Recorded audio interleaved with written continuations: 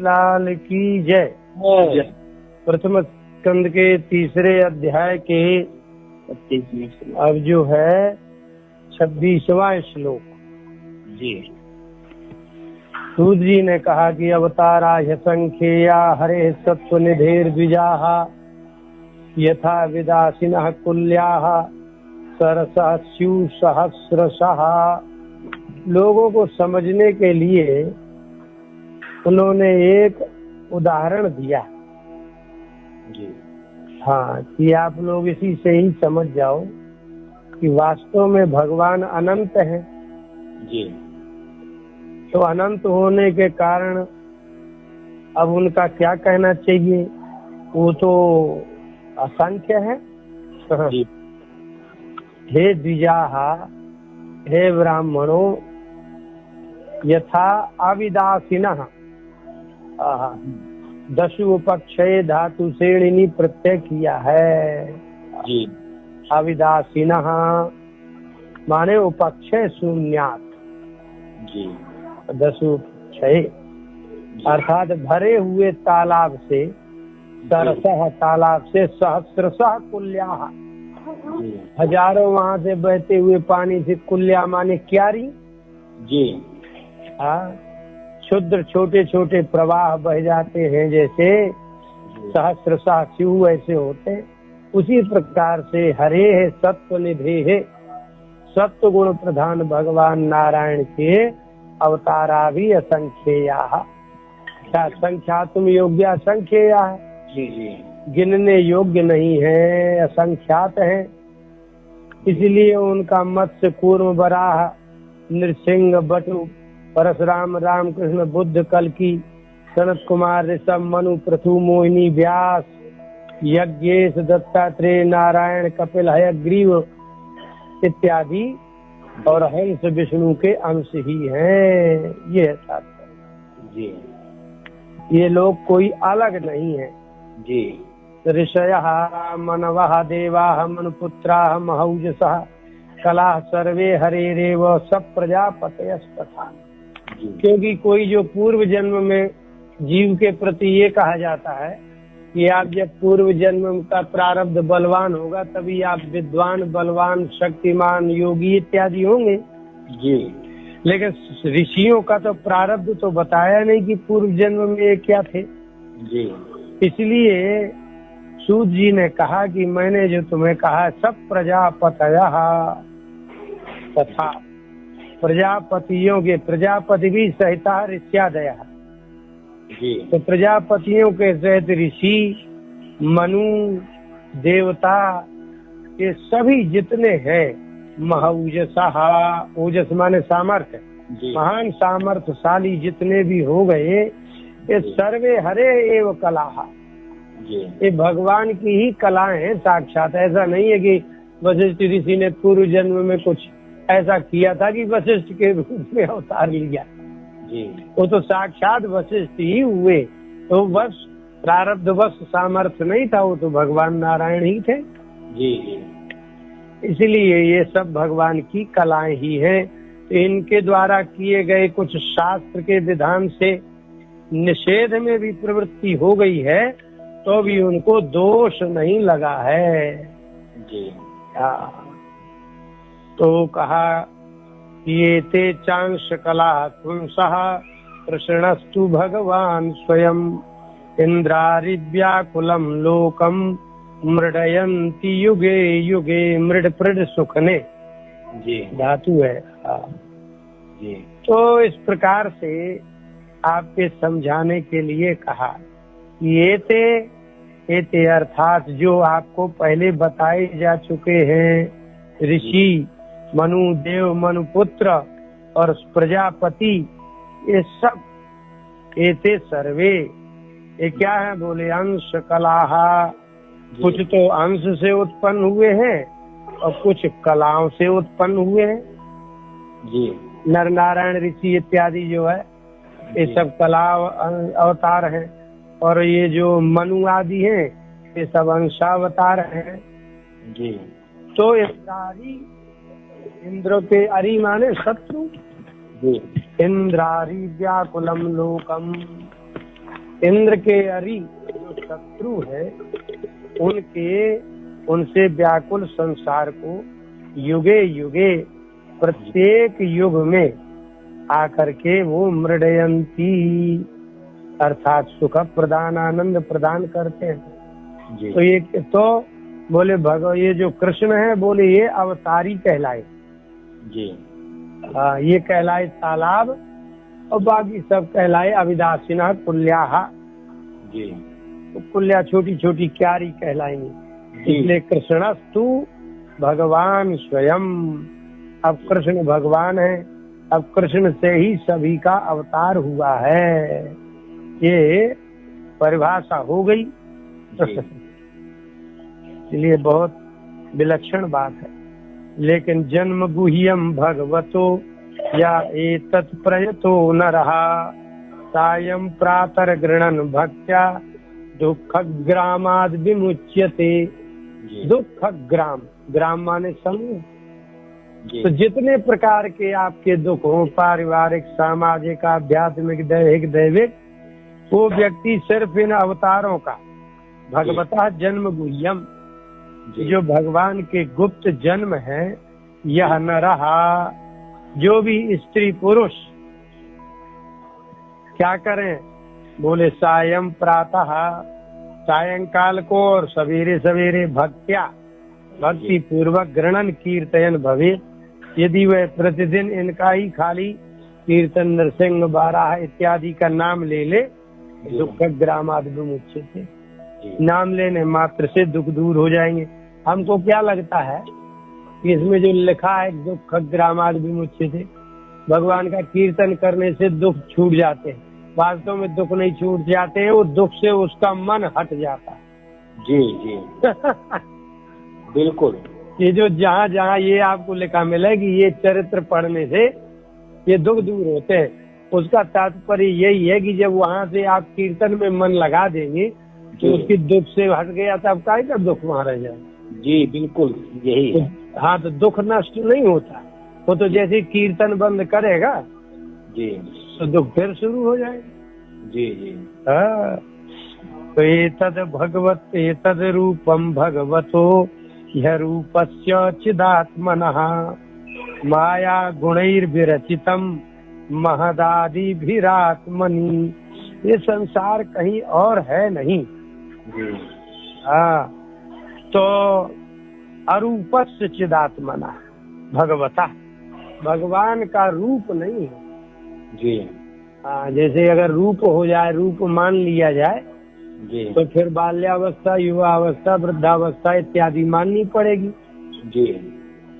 कहते हैं कि ये इसमें प्राकृत रूप नहीं है। अरूपस्य चिदात्मनः, और चैतन्य स्वरूप आत्म स्वरूप जीवस्य अरूपस्य भगवता रूप रहे। ऊपर वाले श्लोक में हाँ, कृष्णस्तु भगवान स्वयं, हाँ, भगवान को, कृष्ण को भगवान कहा गया है, साक्षात भगवान है। हाँ, लेकिन उनका तो रूप है। नहीं नहीं, ये तो मृडयंत युगे युगे है ना जी। तो अर्थात उसका तात्पर्य हो गया कि अभी तक जो अवतार आते थे जी अब वो साक्षात ही आ गए। जी, ये तात्पर्य। अब वो अवतार नहीं है, वो स्वयं ही चले आए। लेकिन ये जो कह रहे हैं अरूपस्य, हाँ, अरूप का तात्पर्य ये है ना कि जब वो सारे इस सृष्टि का प्रलय कर देंगे, इसलिए लिखा है ना कि अरूपस्य चिदात्मनः भगवता, चैतन्य स्वरूप सांसारिक रूप रहित भगवान के ये जो आप स्वरूप देख रहे हैं ना आत्मनि, उनमें एक आरोप होता है। एतत् स्थूलम स्वरूपम भगवता, ये जो आप स्थूल स्वरूप अवतार आदि का देख रहे हो, माया गुणै विरचिते। माया गुणै ही, माया के जो गुण है महदादि रूपै ही विरचितम।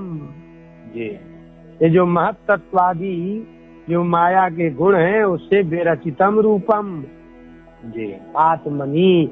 जैसे गीता में लिखा है ना, संभवाम्यात्म माया, मैं अपनी आत्म माया से होता हूँ, अर्थात उनकी अपनी माया है। जी जी। तो महदादि भी महत्त्वादियों के द्वारा आत्मस्थाने शरीरम कृतम। जी आत्मा का ही शरीर बना दिया, निज इच्छा निर्मित तनु। जी हाँ हाँ, निर्मित शरीर है वो। इसलिए उन्होंने कहा कि आत्मा में जो उनको स्वरूप आप देख रहे हैं, उन्होंने माया गुणों के द्वारा रचित किया है। इसलिए वो चतुर्भुज रूप हुए और चतुर्भुज से तुरंत बच्चे हो गए। जी ऐसा तो वो भी माया के द्वारा ही किया। जी जी। अब चलिए, नहीं आपको समझ में आए तो उदाहरण सुन लीजिए। यथा नभसि मेघौ घो रेणुरुवा पार्थिवो नीले एवं दृष्टरि दृश्यत्व मारोपितम अबुद्धिभिः। अबुद्धि भी जिनके बुद्धि नहीं है, जो यथार्थक ज्ञानवान व्यक्ति नहीं है, वो यथा जैसे नभसि मेघौघ। जी आकाश आधार नहीं है किसी का जी। लेकिन हम लोग ऊपर देखते हैं, जब मेघ ऊपर दिखेंगे हमको, जी तो जैसे आकाश में मेघों का ओघ प्रवाह दिखाई देता है। जी। और अनिल वायु में जी पार्थिवा रेणु, जी पृथ्वी के रजकण दिखाई देते हैं। जी। अब वहाँ से हवा चला तो सुगंधित पुष्प दुर्गंधित पदार्थ को लेकर के आता है वो। जी। जबकि वो वायु का तत्व नहीं है। जी पर लोग कहते हैं कि वायु शीतल मंद सुगंध बह रहा है। जी। तो वायु न शीतल होता है न सुगंधित होता है। जी। तो जो उसमें सौगंध वायु में अनिल में दिखाई दे रहा है, वह जी। आरोपितम अबुद्धि भी। जी। जो बुद्धिमान नहीं है वो कहता है कि वायु सुगंधित है। वायु सुगंधित नहीं होता, वो पार्थिव रज होते हैं। जी। एवं इसी प्रकार से जी। दृष्टरी देखने वाले आत्मा में दृश्यत्वम आरोपितम। जी। दृष्टा भगवान है। जी। अब जब उन्होंने उसको देखा तो उस भगवान दृष्टा को ही दृश्य बना दिया। जी। हाँ, भगवान तो स्वयं दृष्टा है ना, जी। तो उसको दृश्य बना दिया ज्ञानी लोगों ने। कि जैसे उदाहरण में हम बता रहे हैं, जैसे कुछ लोग कहते हैं कि मैं अपनी आत्मा को देखना चाहता हूँ, जी। आत्म साक्षात्कार करना चाहता हूँ, तो जो कह रहा है वही तो आत्मा है। जी। तो इसका मतलब है कि जो आत्म साक्षात्कार करेगा वही दृष्टा है। जी। तो स्वयं को ही दृश्य मानेगा ना, जी। तो कहेगा कि मैंने आत्मा को देखा है। ये कहने का तात्पर्य है कि एक आत्मा दृश्य हो गया और देखने वाला एक दृष्टा हो गया। जी। और जबकि ये एक तत्व वही दृष्टा और वही दृश्य होगा। जी। तो जैसे उसको वायु में सुगंधी जी। का भ्रम होता है, ऐसे ही आत्मा में दृश्य का आरोप होता है। जबकि आत्मा दृश्य कैसे होगा, वो तो दृष्टा ही है। जी। जी। हाँ, जी। जैसे अभी 10वें स्कंद के 14वें अध्याय में ब्रह्मा जी कहते हैं जी। कि अहोग्य जनताज्ञता, कि जनता की आज्ञता तो देखो जी। कि आत्मानम परम मत्वा परमात्मान में उच्च। आत्मा को अलग मानता है, परमात्मा को अलग मानता है। जी। जी। आत्मा पुनर्बहिर्मृग्या अहोग्य जनताज्ञता। और फिर अपनी आत्मा को खोजने के लिए बाहर जाता है, जबकि खुद वही है। जी। तो जाकर के पहाड़ की गुफा में बैठ के आत्मा देखे, अलग से कौन सा देख लेगा वो? जी। तो ये अबुद्धि लोग जैसे दृश्यत्व हो गए, ऐसे दृष्टा जो कृष्ण है जी। वो ही आ गए सामने जी। अंशी अवतार में। लेकिन ये जितने संसार के लोग थे उसको दृश्य मानने लगे। इसलिए गीता में कहते हैं भगवान कि मुझे तो ये मूढ़ लोग मनुष्य मानते हैं। जी। जी। मूढ़ोयम ना भी जानाती जी। मानुषीम तनुमाश्रिता। मैं मनुष्य शरीर में हूँ, तो ये मूर्ख संसार मुझे समझते ही नहीं है कि मैं कौन हूँ। जी। जी। हाँ, ये अतः परम यदव्यक्त मद्व्यूढ़ गुण व्यूहतम अदृष्टा श्रुत वस्तुत्वात् सजीवो यत पुनर्भव। जीव कौन है? बोले यत पुनर्भव, जिसका पुनर्भव माने जन्म होता है वही जीव कहलाएगा। लेकिन भगवान जीव नहीं कहलाएंगे। जी जी। हाँ, अतः परम, इससे अतः माने स्थूल शरीरात परम। जी स्थूल शरीर तो उनका दिखाई देने वाला दृश्य है ना, जैसे जी। नरसिंह भगवान हो गए, अब स्थूल शरीर दिख रहा है। जी जी। लेकिन अतः परम, इससे जो अलग है, भिन्न है, जी यह अव्यक्तम, वह अव्यक्त है, जी जी। वह उसको कोई देख नहीं सकता। मैं एक चीज और आपसे पूछना चाहता हूँ यहाँ, जैसे कि भगवान श्री कृष्ण हो या अन्य भगवत अंश हो, हाँ, जो अवतारों में कहा गया, तो सभी का जो शरीर था वो महदादी तत्वों से ही निर्मित है। हाँ, और हम लोगों का भी शरीर भी महदादी तत्वों से ही निर्मित है। हाँ, क्योंकि यदि ये कहा जाए कि नहीं वो परम महदादी तत्वों से युक्त हैं, तो फिर उनमें उपचय अपचय होने की संभावना ही नहीं। नहीं, ऐसा नहीं, महत तत्व तक भी होगा जी, तब भी वो नाश होगा।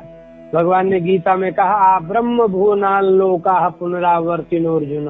जी अर्जुन, ब्रह्मा जी तक, ब्रह्मा जी से लेके तृण पर्यंत जी सब पुनरावर्ती है।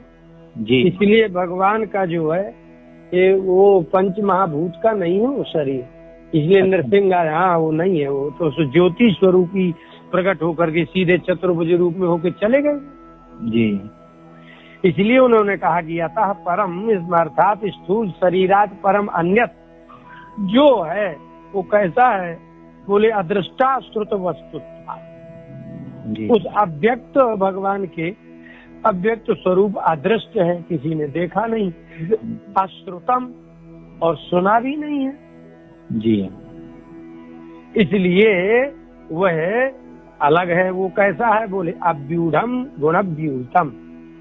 अव्यूढ़, व्यूह रचना कहलाती है जी। विशेष प्रकार व्यूढ़ा, अर्थात उसके कर चरणादि परिणाम होना चाहिए। ऊह माने देख सकते हैं, लेकिन अव्यूढ़ है अर्थात उसके हाथ पैर रहते हैं, इसलिए गुणव्यूहितम, और जो गुण पृथ्वी इत्यादि के हैं, और तई व्यूहितम रचितम आकार विशेष रहितम इत्यर्थ जी। अर्थात जो गुण पृथ्वी इत्यादि के गुणव्यूहितम, गुण के द्वारा बनाए गए जो शरीर हैं वो भगवान का ऐसा नहीं है, वो अव्यूढ़म है और अव्यक्तम है और अदृश्य है। उस चिन्मय तत्व को किसी ने देखा नहीं है और अश्रुत है, उसको किसी ने सुना ही नहीं है जी। तो फिर और क्या है, बोले वो तो सजीवा यत पुनर्भवा, जिसको हम जीव कहते हैं उसी का ही पुनर्भव होता है, उसी का पुनर्जन्म होता है जी। हाँ, तो जीव का ही पुनर्भव होगा, भगवान का पुनर्भव नहीं होगा, क्योंकि जन्म कर्म चमे दिव्यम, उसके तो जन्म कर्म अपने स्वतंत्र हैं, ले तो ले, ना ले तो ना ले जी जी। हाँ, यत्रे में सद सद रूपे प्रतिसिद्धे स्वसंविदा अविद्यात्मनि कृते इति तद ब्रह्म दर्शनम। यत्र, जहाँ इमे सद असद रूपे, सद असद रूपे, सद विद्यमान और असद रूप, तो सद माने स्थूल जी और असत माने सूक्ष्म रूप, वो कैसे हो रहा है, बोले अविद्या आत्मनि कृते कल्पिते, अज्ञान के कारण ही स्वयं में यह कल्पित है नहीं, वो अज्ञान के द्वारा कहा जाता है। स्वसंविदा, उस रूप से स्वसंविदा माने स्वरूप सम्यक ज्ञानेन प्रतिसिद्धे भवता, जब स्वसंविद, संविद माने ज्ञान जी जी, अपने स्वयं का ज्ञान हो जाएगा तो सद और असद दोनों प्रतिसिद्धे, ये दोनों रूपों का प्रतिषेध हो जाता है, निषेध हो जाता है, क्योंकि वो अविद्यात्म नहीं करते। वो तो सद और असद, स्थूल और सूक्ष्म, ये जो दो भाग भगवान के किए हैं जी, वो तो अविद्या के कारण है, भगवान का जन्म हो गया ऐसा मान लिया। लेकिन जब ये दोनों निषिद्ध हो जाएंगे सद असद, तब क्या होगा, बोले तद ब्रह्म दर्शन जी। सद और असद, स्थूल और सूक्ष्म, दोनों स्वरूपों का जब बाध हो जाएगा, एकमात्र ज्ञान होगा, तब ही तद ब्रह्म दर्शनम, तो वह जीव ही फिर दर्शन में होकर के स्वयं ब्रह्म ही हो जाएगा।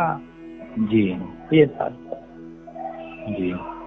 यदि एषो परता देवी माया वै शारदी मति संपन्न एवेति विदुर महिम्नि स्वे महीयते। अब कोई कहे कि भाई यदि एषो परता देवी माया, जी यदि संभावना है, यदा वै शारदी, विशारद माने सर्वज्ञ, जी भगवान, और वैशारदी माने सर्वज्ञ भगवान की जो माया, जी विशारद से यम वैशारदी तस्येदम स्याण प्रत्यय ढाणेंगी। जी जी। ईश्वर की ये सा देवी अविद्या रूपा माया, अविद्या स्वरूप आवरण विक्षेप माया जो संसार में खेल रही है, तो वह ही संपन्न एवेति। तो जब वह पुरुष ज्ञान संपन्न हो जाता है तो विदुहु, तो वो लोग जानते हैं क्या, महिम्नि स्वे महीयते, स्व माने अपने आप में, महीयते पूज्य हो करके, वो महीयते पूज्य हो जाता है, परमानंद स्वरूपे महीयते पूज्यते विराजते। सारी माया जी बनी तब तक वह नहीं दिखाई देगा, तब तक संपन्ना है वह, तब तक तो वह जीव ही रहेगा जी। और जब संपन्ना स्वसंविदा, जो अपने ज्ञान स्वरूप में स्थित होगा, तो क्या है, बोले महिम्नि स्वे, अपने महिमा स्वरूप में ही महीयते पूज्यते, वह जीव ही ब्रह्म स्वरूप हो जाएगा। और जब तक माया बनी रहेगी तब तक वो सजीवायत पुनर्भवन जी। ये एकता है।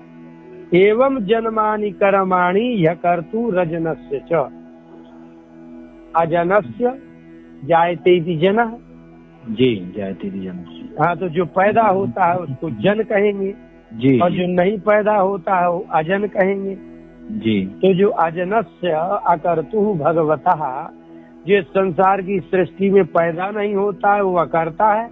इस प्रकार से उसके जन्मानि कर्माणि वर्णयन्ति स्म कवयः, कवि ज्ञानी लोग वर्णन करते हैं, लेकिन वेद गुह्यानि, वो वेद में ही गुप्त है।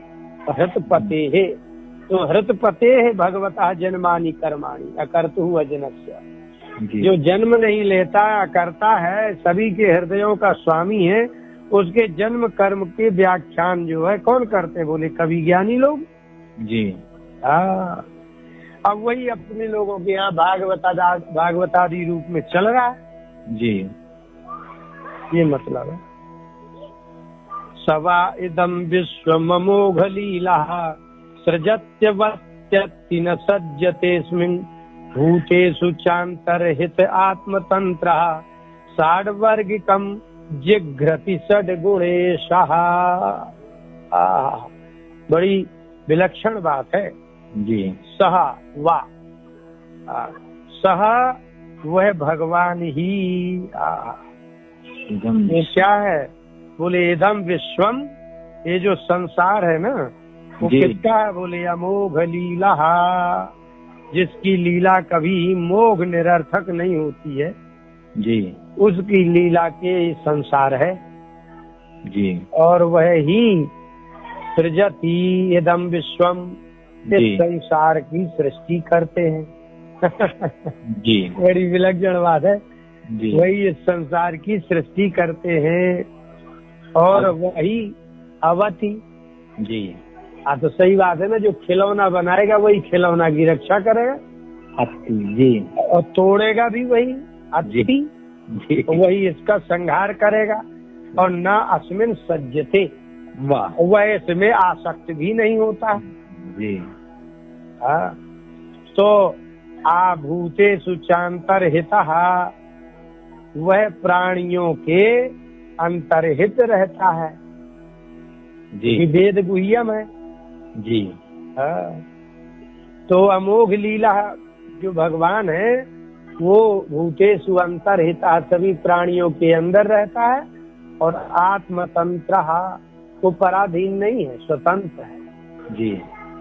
और षड्वर्गिकम् जिघ्रति षड्गुणेशः, जो षड 6 इंद्रियां हैं, जी आपके नेत्र से वो रूप देखता है, कान से शब्द सुनता है, नासिका से सूंघता है, जीवा से स्वाद लेता है, त्वचा से ग्रहण करता है स्पर्श आदि, और मन से संकल्प विकल्प करता है। तो वास्तव में 6 गुणों का स्वामी वही भगवान ही है जी। तो वही जिघ्रति, वही सूंघता है, ये एक उपलक्षण है ही। जी जी। तो अब क्या रह गया इसमें, क्या भगवान क्या जीव जी। तो वह अकेले ही इतने रूपों में होकर के आनंद लेते हैं। जी जी। अच्छा, अब इसमें कोई विशेष क्या है? जी। बोले विशेष ये है कि न चास्य कश्चित निपुणे न धातु रवैति जंतु कुमनीस ऊती नामानि रूपाणि मनोवचो भी संतन्वतो नटचर्यामि वाग्यः। जी।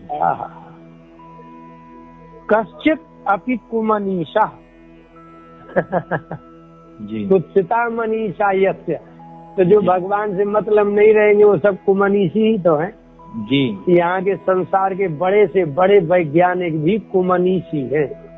जी। यदि आत्मा और भगवान को नहीं जानते हैं तो मात्र संसार को ही जानते हैं। जी। तो वो क्या है? बोले कुमनीषा तो है ही है, और जंतु मात्र जन्म लेने वाले हैं। जी। इसलिए मनोवचो भी। जी। मनसा मन के द्वारा, वचो भी वाणी के द्वारा भी, उनके नामानि रूपाणि, उनके नाम को रूप को संतन्वतः विस्तार करते हुए, बहुत कहते हुए भी कुछ नहीं कह सकता। मनवाणी के द्वारा भी अस्य धातु भगवतः, ऊती माने होता है लीला। लीला जी। ऊती माने लीला, धातु माने भगवान, धारण करने वाले भगवान की लीला को अज्ञः जनः नटचर्याम विवाज्ञः, जैसे अज्ञानी लोग नटस्य चर्याम, जो नट की चर्या है जी। इसमें क्या कुशलता है, निपुणे न, वह बहुत चतुर हो, निपुणता पूर्वक भी हो तो भी न अवैती न जानाती धत्युसु जी। कितना भी निपुण व्यक्ति हो जी, वह चतुर से चतुर व्यक्ति हो, लेकिन एक बार जो रावण बन के आया है, पर्दा के पीछे वो लौट के आगे शूर्पणखा बन के आ जाए तो उसको समझ में नहीं आता देखने वाले को जी, कि जो रावण बना था एक ही आदमी शूर्पणखा वही बन गया जी। तो जैसे नट की आचरण को अज्ञ आदमी उसके मनोवचो भी नामानि रूपाणी संतन्वता, मन और वाणी से उसका विषय होता हुआ भी नहीं जानता है, ना वही जी। तो जो मन और वाणी का विषय ही नहीं है जी, वो कितना भी हो तो उस धातु को ना वैसी, वो जंतु को मनीषी ये जान ही नहीं सकता जी। तो जब सामने वाले नट को नहीं जान सकता हाँ जी जी। हमने तो देखा अगर कोई पुरुष स्त्री बन के जी और साड़ी पहन लेता है, स्तन आदि नकली लगा लेता है, जी जी। तो लोग उसको ऐसे रुपया देते हैं जैसे असली को देते। जी जी। तब वो इसका मतलब तो हो गया ना कि जो कुमनीषी है उसको इतना भी विवेक नहीं रहता कि यार ये पुरुष है ये स्त्री नहीं है। जी जी। इसी प्रकार से जब संसार में मन और वाणी से ग्रहण करने वाले नाम रूप नट की चर्या को नहीं जान सकता, जी। तो जो धातु जो भगवान है उसको तो जानना ही कठिन है। जी। और विशेष क्या है? बोले विशेष ये है कि सवेद धातु पदवीं परस्य दुरंत वीर्यस्य रथांग पाणे यो मायया संततयानुवृत्त्या भजेत तत्पाद सरोज गंधम। बोले कोई तो जानता होगा जी। ऐ तो बोले क्यों नहीं जानते हैं जी। उन्होंने कहा कि यह अमायया, खंडाकार लगा दो तो अमायया माने कपट रहित होकर जी। संततया अनुवृत्तया। जी। संतत माने निरंतर अनुवृत्ति भजन करने से, अनुकूलता से, तत्पाद सरोज गंधम भजे। जी भगवान कहते हैं ना कि जो व्यक्ति सततम भजे, गीता में जी, तो वही व्यक्ति मेरी माया को पार कर सकता है, नहीं तो नहीं कर सकता जी। तो यह जो मनुष्य, जो जीव संततया निरंतर अमाया कपट रहित होकर के अनुवृत्तिया भगवान की आज्ञा से तत्पाद सरोज गंधम, जी भगवान के चरण कमलों में लगी हुई तुलसी सौगंध मकरंद को भजे, जी, तो उसका सेवन करे, तो स एव वही धातु इस संसार को धारण करने वाले दुरंत वीर्य से रथांग पाणे, रथांग माने रथ का अंग पहिया चक्र, जी, चक्र पाणी भगवान के पदवीम स्वरूप को, लीला स्वाद को वेद जानता है जी, और कोई नहीं जान सकता। जी। इसलिए अथेह धन्या भगवंत इत्थम यद वासुदेवे खिल लोकनाथे कुर्वन्ति सर्वात्मकमात्म भावम न यत्र भूयः परिवर्त उग्रः। अथ नई बात है कि भगवत तत्वम सर्व एव न जानन्ति। जी भगवान के तत्व को सभी थोड़ी जानते हैं। जी। तो कौन जानते हैं? बोले कि जो भगवंता, भगवान भगवंतौ भगवंता, जी जी, हाँ, माने सर्वज्ञा भवंता धन्या कृतार्था। आप भग वाले हैं, ऐश्वर्य वाले हैं जी, हाँ, तो ये धन्या, आप धन्य हैं। क्यों? बोले इसलिए धन्य हैं कि यद वासुदेवे खिल लोकनाथे, जो अखिल संपूर्ण संसार के नाथ हैं, उस वासुदेव में सर्वात्मकम आत्मभावम, वही सब कुछ है, सर्व स्वरूप से आत्मभाव और मनोवृत्ति को कुर्वंती करते हैं। जी। तो जहाँ भाव होगा ना, ऐसा भाव होगा तो न यत्र भूया परिवर्त उग्र, उग्र माने भयानक जन्म मरण का दुख। जी। यत्र भूया फिर से उग्र जन्म कर मरण का ना परिवर्तते, नहीं लौटता है, आवर्तो न भवति, जन्म मरण का। इसलिए कहा सूत जी ने कि हे शौनकादिक ऋषियों, तुम धन्य हो, ऐसा जी, कि तुम तो जानते हो। जी। तो मैं जो तुम्हें सुनाने जा रहा हूँ, पेदम भागवतम नाम, इसका नाम तो भागवत है जी, और पुराणम ब्रह्म संहितम, ये पुराण है और ब्रह्म माने वेद से सम्मत है। जो वेद में लिखा है वही पुराण में लिखा है। इसमें है क्या? बोले उत्तम श्लोक चरितम, उसमें उत्तम श्लोक भगवान का चरित्र है। किसने किया? बोले चकारो भगवान ऋषि ही, भगवान ऋषि व्यास ने इसको चकारो श्लोक बद्ध किया है। अब जैसे रामचरित को तुलसीदास जी ने देहाती भाषा में लिख दिया है। जी जी।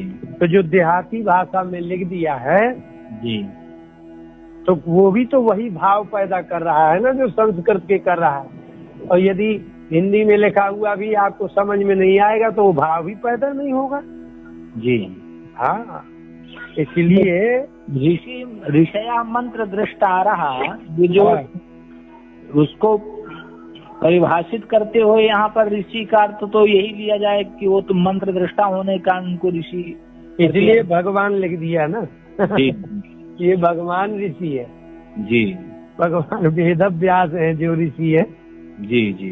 इसलिए पुराण ऐसा है, ब्रह्म सम्मत है जी। अच्छा, और क्या है? तो बोले इसमें भी बड़ी बात है। निःश्रेयसाय लोकस्य धन्यम स्वस्त्ययनम महत्, उनने इसको बनाया किस लिए है? बोले धन्यम, ये धन्य है, प्रशस्य है, प्रशंसनीय है। और स्वस्थ्ययनम, स्वस्ति माने कल्याण का घर है। महतिदम भागवतम पुराणम नाम चकार, इस श्रेष्ठ को लोकस्य निश्रेयसाय, संसार के कल्याण के लिए बनाया है जी। लेकिन इसको सब कोई जानता नहीं है, इसलिए उन्होंने तदिदम ग्राहयामास सुतमात्मवतांबरम। तो तदिदम, ये जो ये श्रीमद् भागवत है वास्तव में आत्मवतांबरम, आत्मज्ञानियों में, आत्मवान माने आत्मज्ञानी, आत्मज्ञानियों में जो परम श्रेष्ठ सुतम उनके पुत्र सुख थे, उसको ग्राहया मास, पढ़वाया है उन्होंने, ग्रहण करवाया है। वो करना थोड़ी चाहते थे तो चले गए थे जी। फिर आगे जाकर के उन्होंने द्वितीय स्कंद के प्रारंभ प्रथम अध्याय के 7वें श्लोक में उन्होंने कहा है कि अधीतवान द्वापरादौ पितुर्द्वैपायनादहम, मैंने अपने पिता द्वैपायन से पढ़ा जी। और ये क्या है, बोले सर्व वेदेतिहासानाम सारम सारम समुद्धृतम जी। सभी वेद और सभी इतिहासों का जो सार सार तत्व है वो समुद्धृतम, उसको निकाल करके और लाए हैं।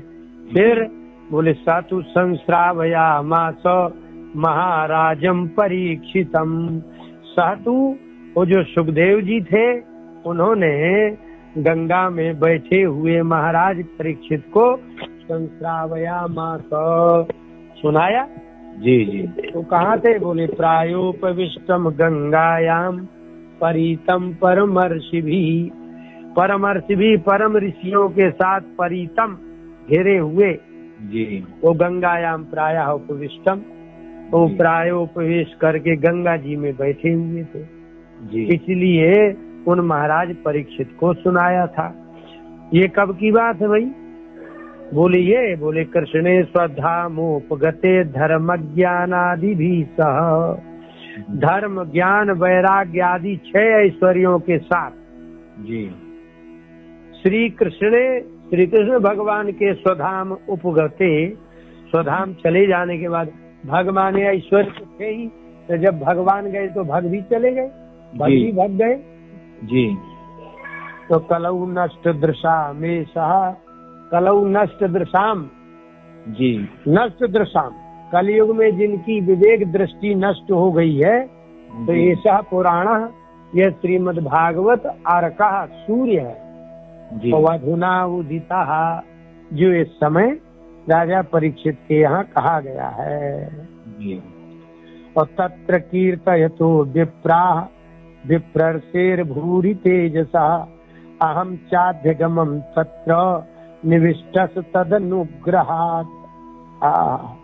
और ये भी एक विशेष बात हम बता रहे हैं जी। तो बोले कि क्या बता रहे हैं, बोले हे विप्राः, हे ब्राह्मणों, तत्र उस सभा में राजा परीक्षित के यहाँ जब भागवत सुना रहे थे ना जी जी, तो भूरि तेजसा कीर्तयिता, अत्यंत तेजस्वी विप्रर्षि, जो सुखदेव जी के उस भागवत का कथन करते हुए विप्रर्षे श्री सुखात, सुखदेव जी के अनुग्रहात, अनुग्रह से वो सभा में निविष्टा अहम, मैं वहाँ बैठा था तो मैंने वो बोलते गए तो मैंने भी भागवतम अध्यगमम ज्ञातवान अस्मि, मैंने उसको जान लिया जी। पढ़ा नहीं, पढ़ाना अलग है, अध्यगमम मैंने अधिगम कर लिया, मैंने हृदयंगम कर लिया, हृदयंगम कर लीजिए। हाँ कोई किताब लेके थोड़ी बैठे थे। तो सोहम वह श्रावयिष्यामि यथाधीतम यथा मति, सहा वही अहम मैं वह आप लोगों को श्रावयिष्यामि, वही सुनाऊंगा जो सुखदेव जी ने सुनाया था, और यथाधीतम जैसा मैंने पढ़ा है